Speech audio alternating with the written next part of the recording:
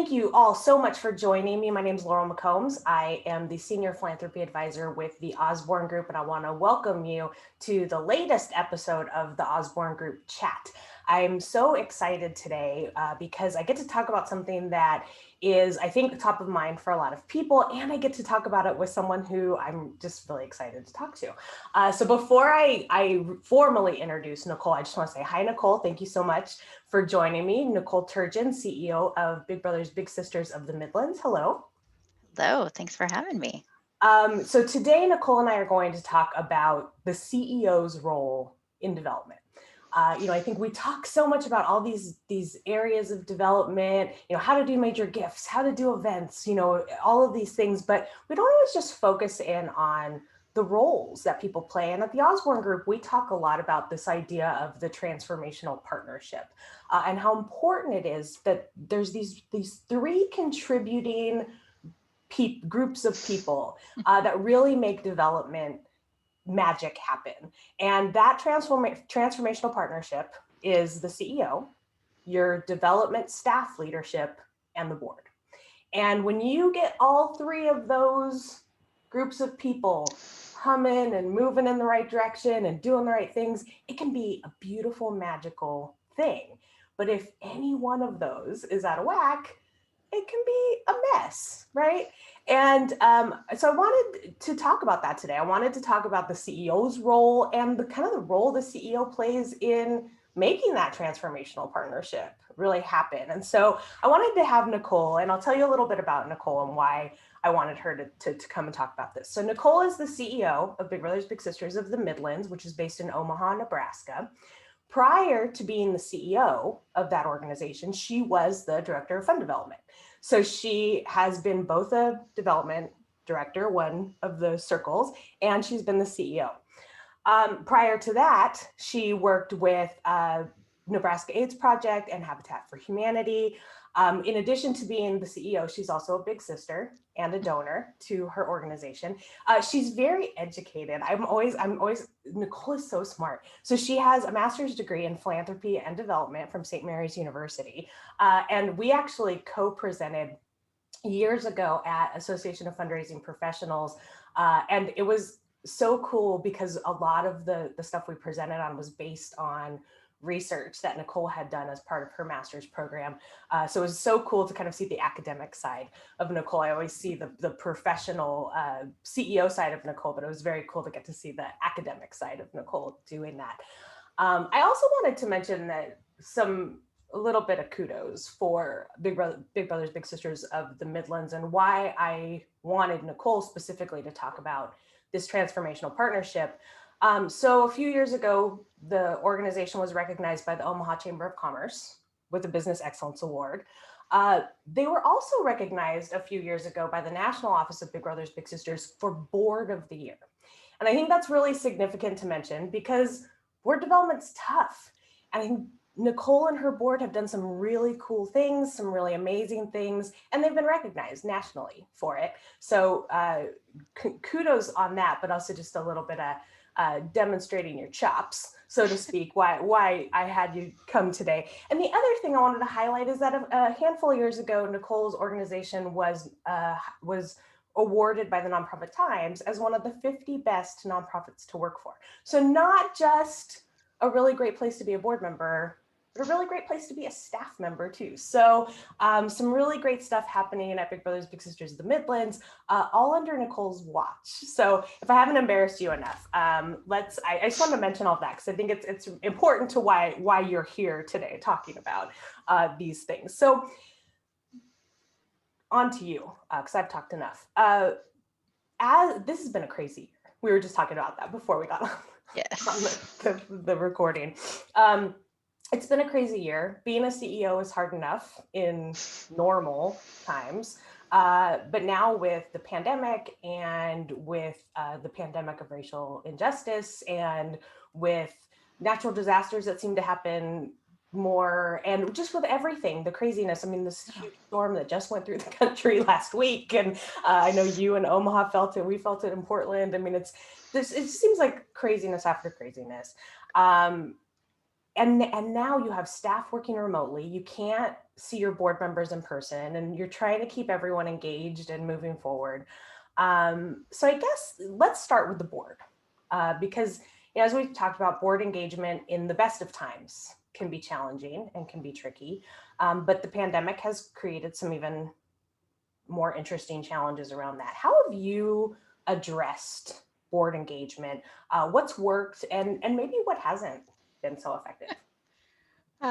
Always have examples of things we've tried that haven't worked. Like you said, it's been unbelievably challenging in the last 12 months for everyone, and to keep the board engaged has really been tricky. We know everybody's life has been so challenging, whether they've dealt with loss in their family or their friends, or if they've been ill themselves.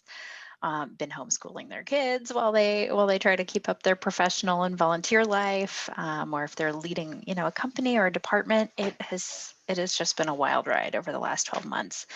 And so we have had a lot of conversations with our board governance committee around how do we strike the balance of there are expectations and board members have responsibilities and duties to the organization and the community, but after all, they're just human like the rest of us.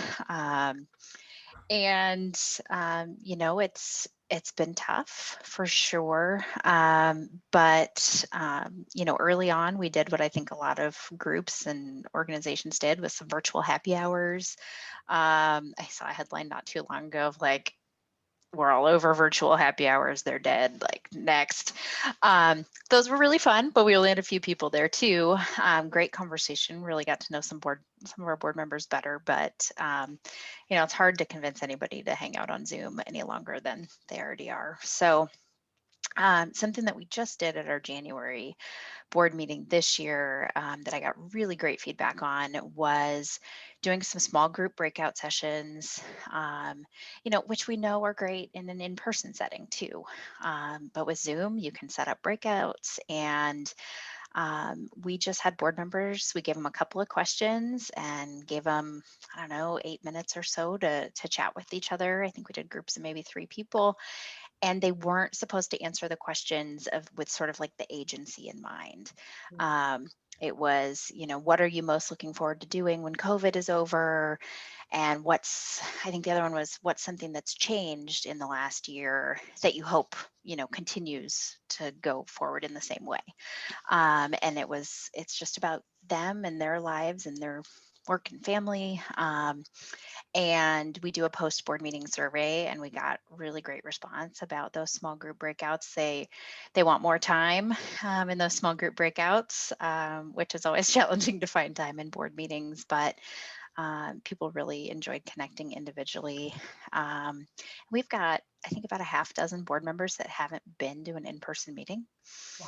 Because, yeah, I mean, that can, like, it's hard to walk into a boardroom and, as the new person, or so to hop on a Zoom with people that, some of them may know one or two people on the board, but there's some I haven't met in person. And that's a lot. That's tricky. So I think those small group conversations is something that we'll continue to do. And kind of similar to what you would do with donors, or connecting staff or different volunteers, also connecting board members with each other if they have some kind of similar interest, or something that they're working on professionally that maybe they could talk about together. So we have a board member, one of our new board members, but somebody I've known for years, is responsible for community relations, and sponsorships and all that good stuff at one of the banks here in town. She is delightful, but she's more comfortable in smaller group settings, and likes to get to know people that way. And one of our board members is the CFO of a company here in town who is just starting to formalize how they do their giving and their community involvement.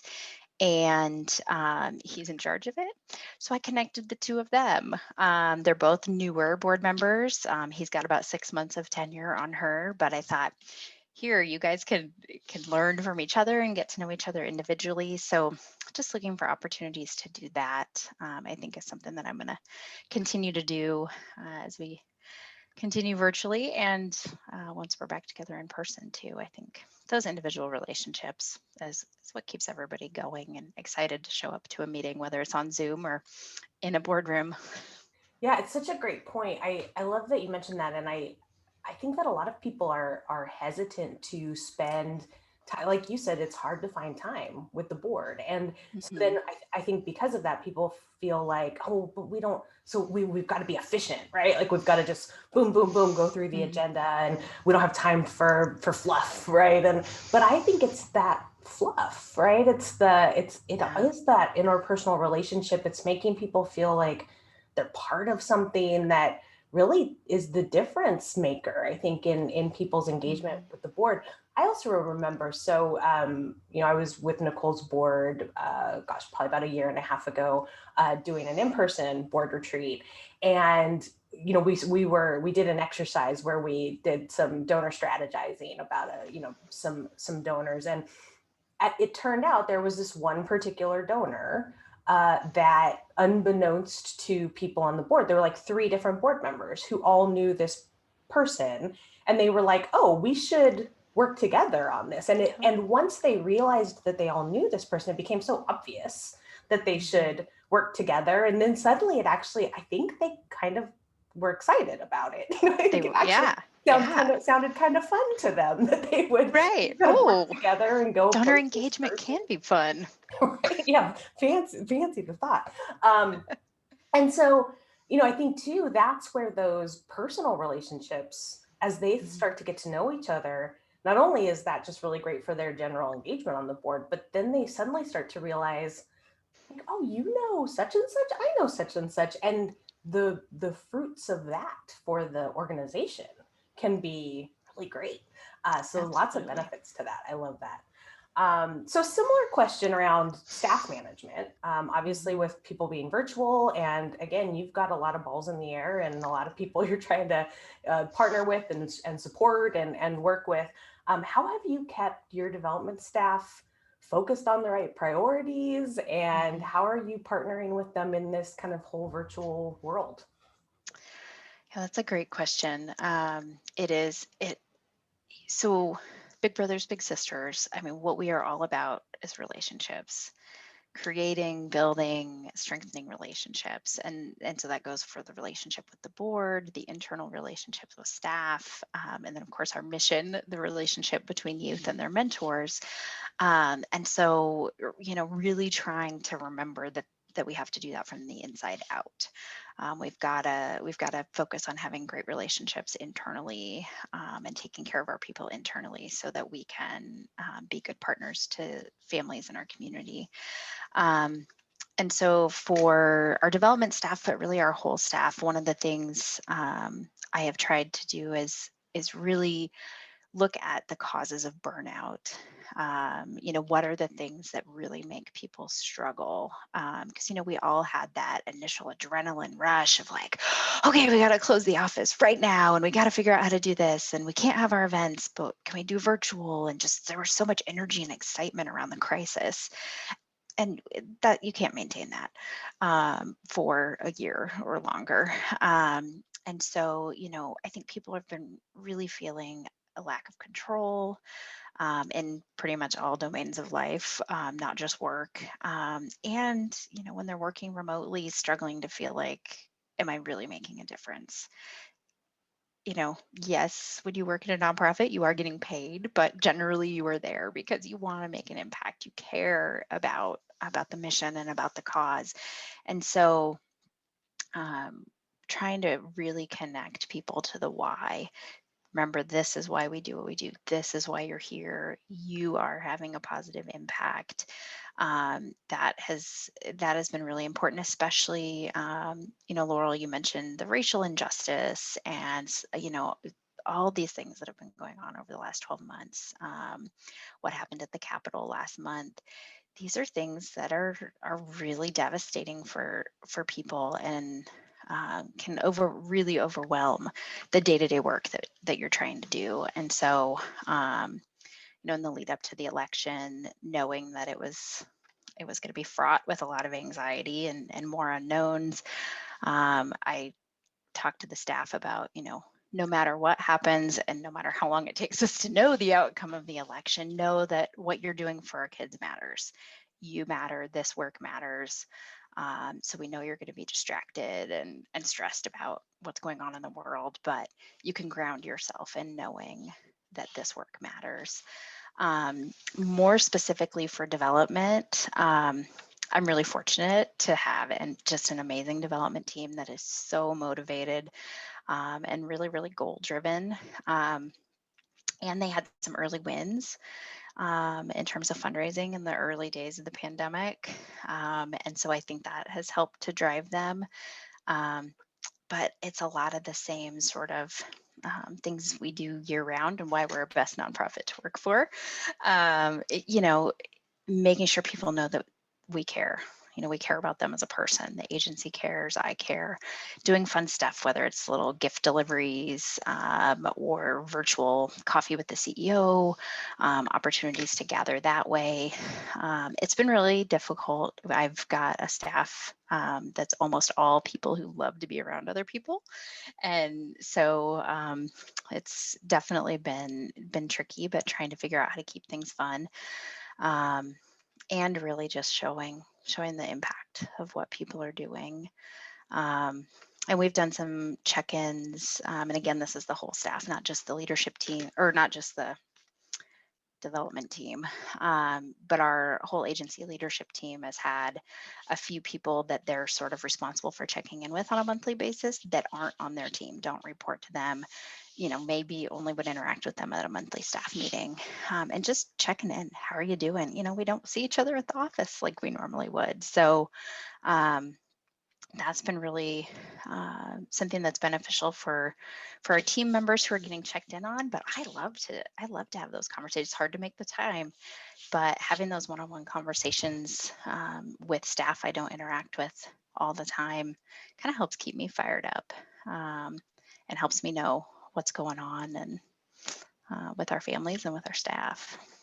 Well, like you said too, Nicole, I love you mentioned, kind of really trying to keep in touch with people to understand why people might burn out, right? I mean, I think we make a lot of assumptions about what's going to make people burn out or what's motivating or not motivating to people, but to actually have something in place where you're formally formally checking in on people Right. is so great. But there was actually a chat that Karen did a while back, and they talked with Marianne Sprinkle, and they talked about how Marianne was so surprised, and Marianne is leads a university team of, I think it's something crazy like 150 people or something, but she talked about the fact that had been really surprised at that point, the people who were actually thriving in this environment, right? And to your point, I think in the early days, especially, there are people who really thrive in a crisis, and I think some people were like, "This is my time to shine," right? And kind of really jumped in, but then over time, it's been hard. And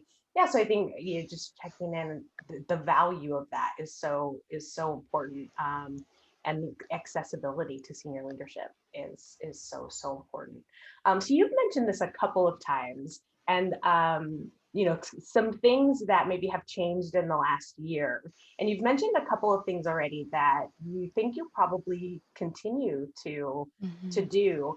One of I feel like the theme for me in the last couple of months at least is, as I've been doing webinars or as I've been talking to folks out in the world, really been talking about using this whole era of uncertainty that we've just gone through as an opportunity for transformation, right? And this idea that, we've kind of gone through this unprecedented amount of change, and maybe some of that change wasn't a bad thing. Maybe some of that change was a good thing. And so I'm curious, beyond some of the things you've already mentioned, if there have been any things that have changed over the last year that you think have maybe been changes for good that you think you'll hold on to once things get back into, kind of quote unquote normal.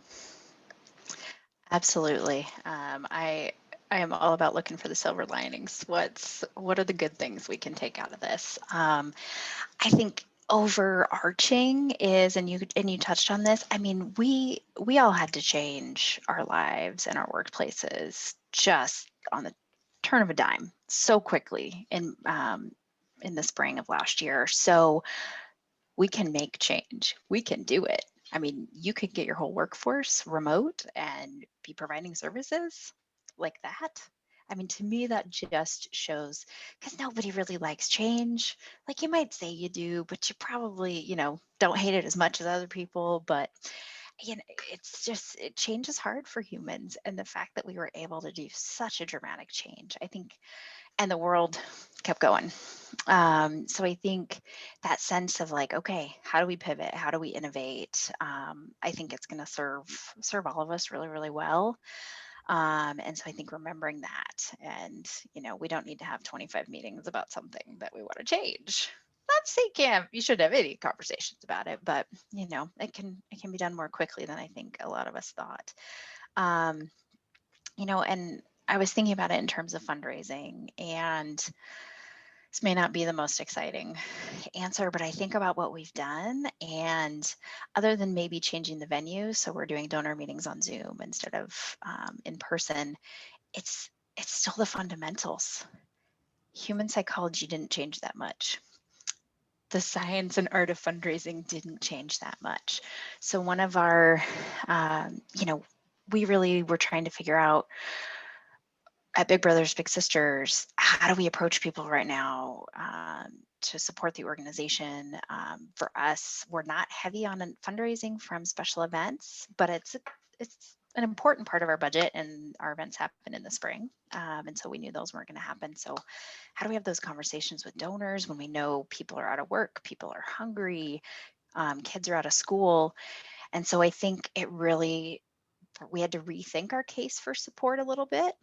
We're still doing the same work. Maybe we're doing some extra work to support our families, but why is that work so important right now? And so I think having to rethink that as a leader and with my team, I think it re-solidified for people why we do what we do, and taking that out to donors. The response was great. We did. You saw people saying, "Don't ask right now. Don't ask. Stay in touch. Build those relationships." But like, the world is crazy. Then we also saw people saying, like, no, you got to ask. It's a crisis. We know people respond to a crisis. So we tried to do a little bit of both. And we did a direct mail piece that brought in over $100,000, which does not, I mean, our budget's like 2.5 million. We don't bring in that much from direct mail over the course of a year. We're not sophisticated with direct mail at all. But we still think it's an important piece of the puzzle. We've just never gotten very good at it. And I think seeing that, one of the things my team is going to continue to do is really use those best practices of how to write direct mail and how to segment and all of that. The things that sometimes feel cheesy, like putting the person's name in there multiple times and like asking, can you give this much today, multiple times, but they work. And it's that, like, that having to push against, what you're like, ew, I wouldn't like that if I got that in the mail, versus like all the testing that's been done that's like, but you'd still send money. And on the other kind of end is the keeping in touch with donors. We had some really great conversations with donors. What we ended up doing, we've done some individual donor meetings by Zoom, but we've done some little small groups of donors, kind of like a vision meeting, because our board was all fired up to, everybody was hosting a vision meeting in 2020. So that's probably why we had a pandemic, because by God, they were going to do it. We had one scheduled. It was happening. But we brought together maybe like 3 couples or 3 donors, and then me and a board member, and our chief development officer.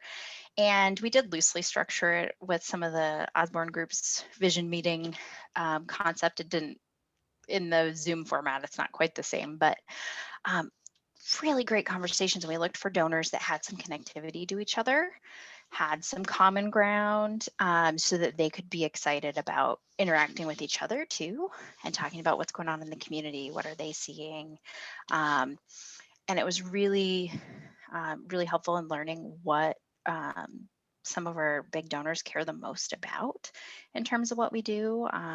We had people that I've worked with and have been donors for years, but they really were concerned about mental health and kids and what's going on. And so the role that mentors play in that, which now we know this is their hot topic and their hot button, whatever. And so I don't know, those conversations were really, really enjoyable, and I think really did help with building those relationships. And so.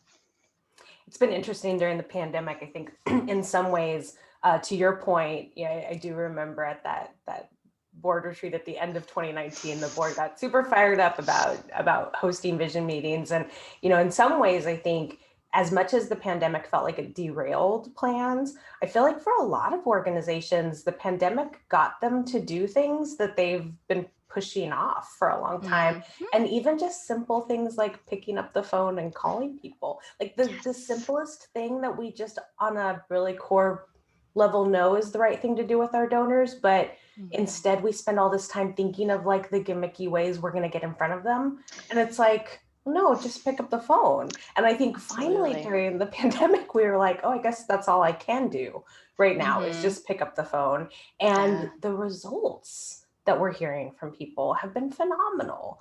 And I love, just get three couples together and have a conversation and the things that we can learn. And I would imagine that if we were to go ask them about that experience, it's not something that a lot of nonprofits are asking them to do. And they had a chance to learn things about the organization that they didn't know, and they got a chance to share things. I mean, it's so cool. Such a great example of, I think, one of those things that hopefully will continue after, maybe not. And maybe the exciting thing is now you'll get to do that in person. And, now hopefully the board will continue to be super fired up and super engaged around doing some vision meetings.